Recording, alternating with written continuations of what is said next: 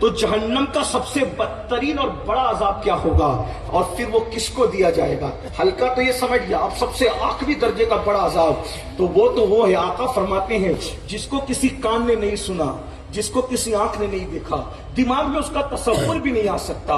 جہنم کے اندر ایک وادی ہے، تھوڑا محسوس کرو، ایک وادی ہے، اس وادی کو حبحب کہتے ہیں، اس میں ایک اور وادی ہے، اس کو وادی لملم کہتے ہیں۔ جب جہنم ٹھنڈی پڑنے لگتی ہے تو سوئی کے ناکے کے برابر اس وادی کو کھول دیا جاتا ہے تو پوری جہنم بھڑکنے لگتی ہے۔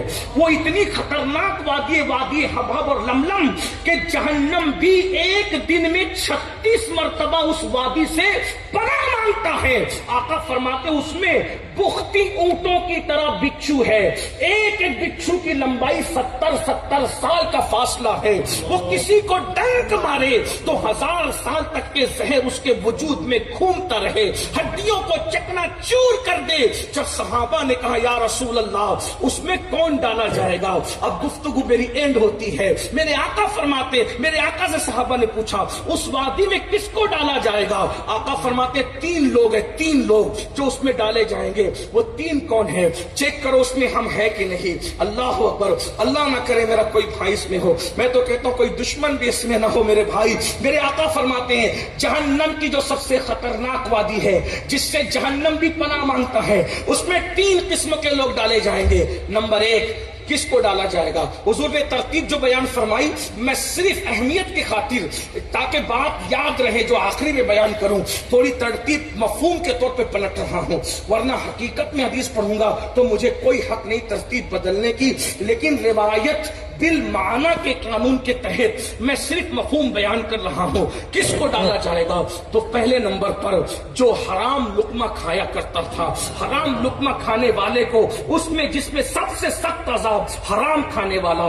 اب یہاں پر جلدی بات میں پوری کرنے کے لیے میں کسی ایک عنوان پہ گفتگو نہیں کروں گا، بہت ٹائم چاہیے اس کے لیے، اور مجھے احساس ہے کہ آپ سردی کے موسم میں بہت دیر سے بیٹھے ہیں، اور میری عادت ہمیشہ ہے اس سے پہلے کہ لوگ جزاک اللہ کہے میں وما علینا الا البلاغ پڑھنے کا قائل ہوں۔ ہاں میں جانتا ہوں کہ میرے بھائی نور اللہ شاہ صاحب نے فرمایا تجھے جب تک بولنا ہے کوئی پابندی نہیں ہے، لیکن میں اپنی لمٹ کو جانتا ہوں۔ غور فرمائیے، حرام کھانے والا جب ہلکا عذاب یہ ہے تو بھاری عذاب کیا ہوگا؟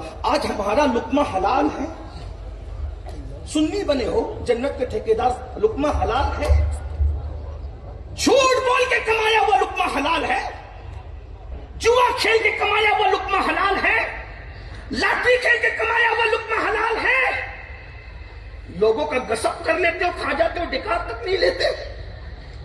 جس کے پیٹ میں حرام لقمہ ہے اس کی 40 دن، ایک لقمہ حرام کا چلا جائے 40 دن تک نہ اس کی کا فرض قبول ہوتا ہے، نہ نفل قبول ہوتا ہے، نہ دعا قبول ہوتا ہے۔ لوگ کہتے ہیں آج ولی نظر نہیں آتے، ہاتھ میں تسبیح سب کے ہے، بغل میں مصلی سب کے ہے، زبان پہ قرآن سب کے ہیں، تہجد بھی پڑھ رہے ہیں، ذکر ہاں ہو کی آوازیں بھی آ رہی ہے، پھر ولی کیوں نہیں؟ اور میرے بھائیوں صرف ذکر سے اور تسبیح مصلی سے کوئی ولی نہیں بنتا جب تک کہ پیٹ میں حلال نہ آ جائے۔ چیک کرو نا حلال کتنا ہے۔ لوگ آج تو مسجد مدرسے کا بھی کھا جاتے ہیں، بیواؤں کا بھی کھا جاتے ہیں، لوگ تو آج تو ٹور کے نام پہ حج و عمرہ کا پیسہ بھی۔ کیا بے باک قوم ہے یہ؟ سوچو تو صحیح۔ ایک واقعہ مجھے یہاں یاد آیا، بابا فرید الدین گنج شکر، ہمارے آقا نعمت، ولایت کی دنیا میں سلسلہ چشتیہ میں بابا فرید جیسا کوئی نہیں، جو محبوب الہی کا بھی مخدوم ہو اور مخدوم کلیر کا بھی مخدوم۔ محبوب الہی کہتے میرے مرشد نے مجھے مرید کرنے سے پہلے جو شرطیں لگائی تھی اس میں سے ایک شرط یہ بھی تھی کہ بیٹا کبھی کسی سے قرضہ مت لینا تو میں تجھے چشتی سلسلے میں مرید کروں۔ اب بتائیے، قرضہ لینے سے منع کیا، کمال تقوی، ناجائز حرام نہیں ہے، کمال تقوی ہے۔